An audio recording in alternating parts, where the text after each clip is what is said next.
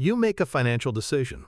You buy a stock, invest in a new fund, or maybe even decide that a certain industry is the future. Suddenly, something amazing happens. You start seeing evidence everywhere that you made the right choice. News articles, expert opinions, online comments, they all seem to confirm your brilliance. This feeling of validation is intoxicating. It feels like clarity. But this feeling is a lie. It's not clarity. It's a cognitive illusion. Your brain is not showing you reality. It is building a comfortable reality for you, a carefully curated echo chamber designed to protect you from the single most painful thought a human can have: the thought that you might have been wrong. This protective mechanism is silently draining your bank account. This isn't a personal flaw or a lack of intelligence. In fact, the smarter you are, the more susceptible you are to this trap. Your analytical mind is an expert at finding patterns and building arguments, but it can be easily hijacked to build a case for a bad decision, rather than to find the objective truth.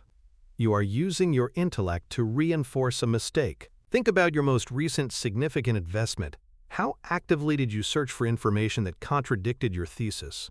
How much weight did you give to the arguments against it?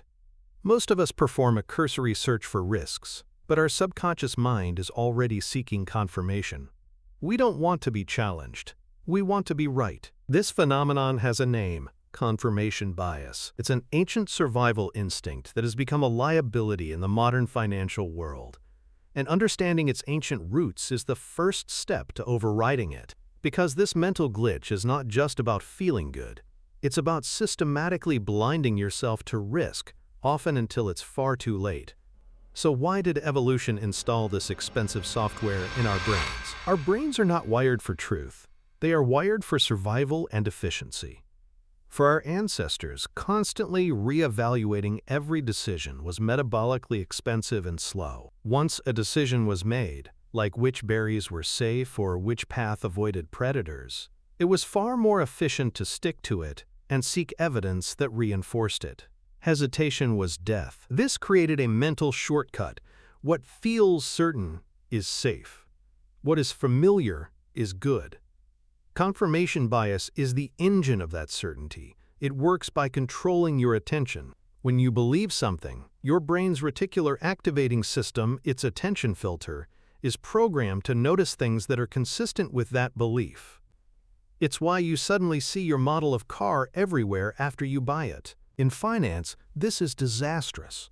The financial world is not a static environment like our ancestral savanna. It is a dynamic, complex system where truths are temporary and risks are hidden. Using an efficiency-based mental model in this environment is like navigating a minefield with a compass that only points to where you currently are. It provides comfort but leads to predictable failure. Confirmation bias also protects our ego. Being wrong about a financial decision doesn't just feel bad. It can feel like a threat to our identity, especially if we pride ourselves on being intelligent and competent. To avoid this psychological pain, our brain will perform incredible mental gymnastics to reinterpret negative data as positive or irrelevant, preserving our self-concept at the cost of our capital. Think of the investor who bought a stock that immediately fell 20%. Instead of reevaluating their thesis, they tell themselves this is a great opportunity to buy more at a discount. They seek out stories of famous investors who doubled down and won. They are no longer investing based on the asset's merit. They are investing to prove their original decision was correct. This single bias is the root cause of financial bubbles, the reason people stay in losing trades for too long, and the mechanism that keeps you trapped in a flawed financial strategy. It constructs an invisible prison of your own beliefs. So how can we break out of a prison we cannot see? The solution is not to think harder, but to think differently. To defeat confirmation bias, you must build an external system that forces you to confront opposing viewpoints. The first tool is the disconfirmation diary. Before you make any investment, you must write down the strongest possible argument against it. Don't just list the risks. Argue the case for the opposite side as if you were a lawyer paid to do so. This simple act does two things. First, It forces your brain out of its default confirmation-seeking mode. Second, it mentally prepares you for negative outcomes.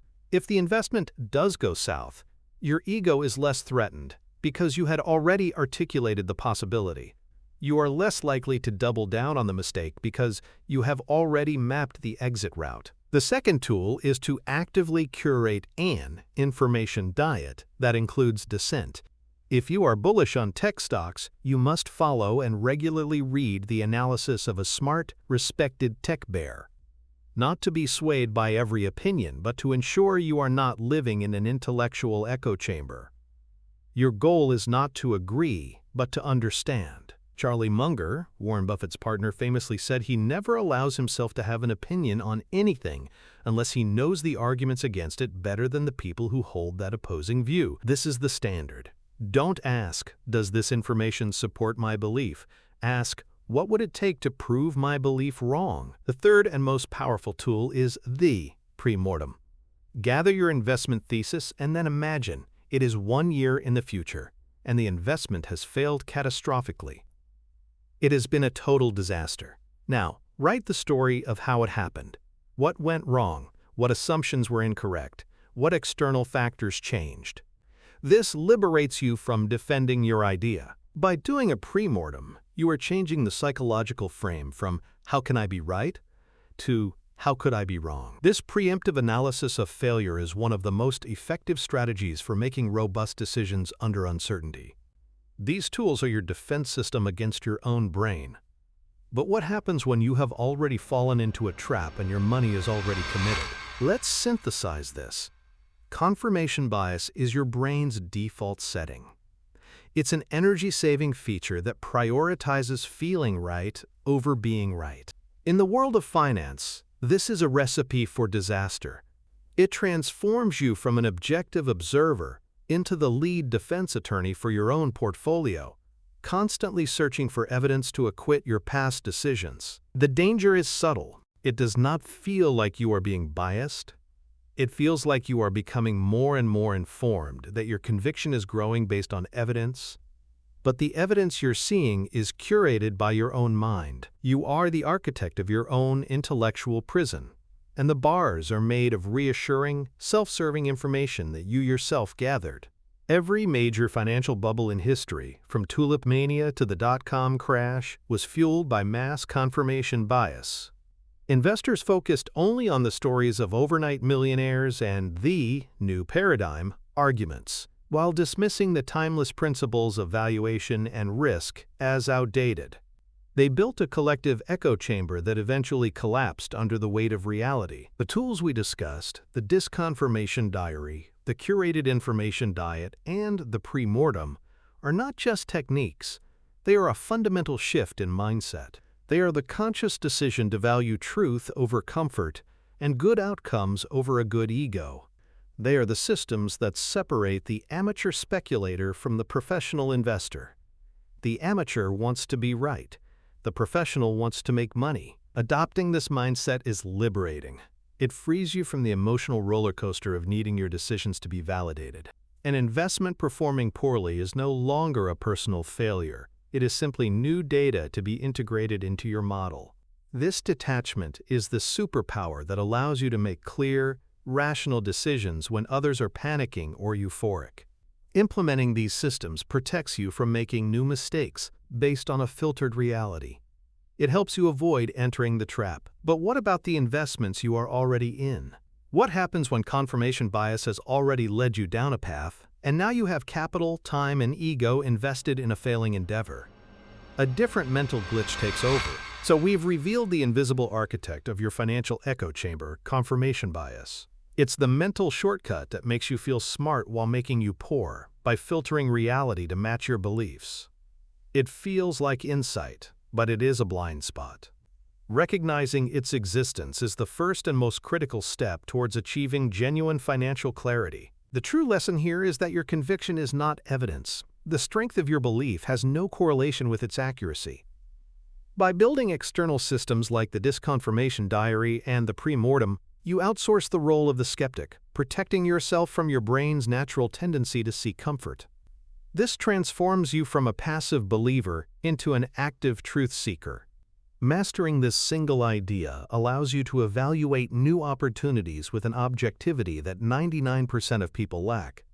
You can now step outside of the hype cycles and mass delusions, making decisions based on reality, not on the comforting stories people tell themselves. You've learned how to stop digging a hole for yourself. But this raises a crucial new question.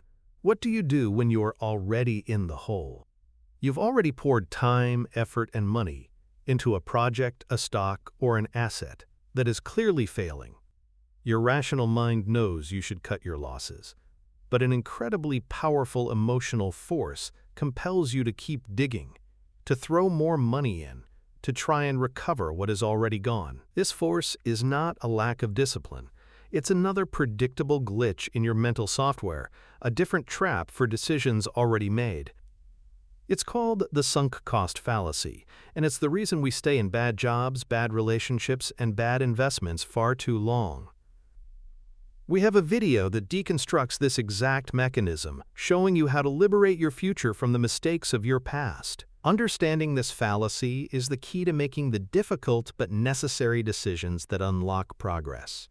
If you feel trapped by a past choice and want to gain the mental freedom to move on, you need to see this. Click on the video now showing on your screen to learn how to sever the chain to your past mistakes and start making decisions based only on the future.